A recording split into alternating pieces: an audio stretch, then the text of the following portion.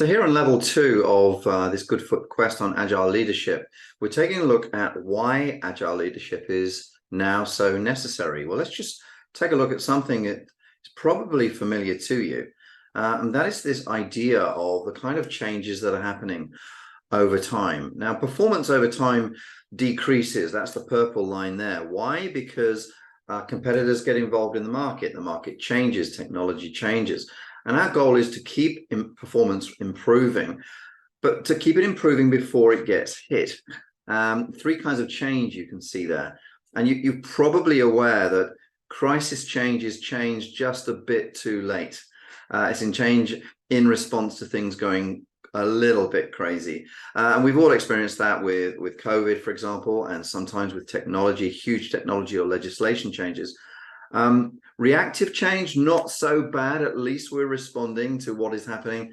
Anticipatory change, by far the best way to deal with the changing situations we are all in. And the green line there indicates the agile leader, the person who sees the change coming and makes the change early, rather than getting caught out with reactive change, and even worse, with having to respond to a crisis.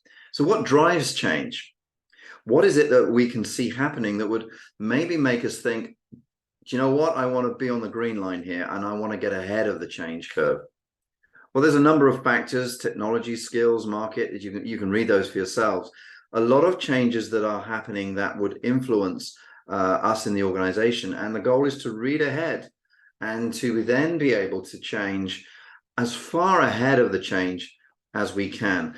And here's our dilemma. What drives change itself is actually changing. So now we're facing, for example, potential huge change from AI. We wouldn't have anticipated that even a year ago. So what is driving change itself actually changes. And our job and our goal, of course, is to be aware that change is increasing in its rapidity, to keep the discussion open with our team, to figure out together, look, what is it that's likely to be changing for us? Even if it's a small thing, such as working practices, working from home, childcare, other things which may not be technological, of course, in that discussion, then thinking, how can we get ahead of the change?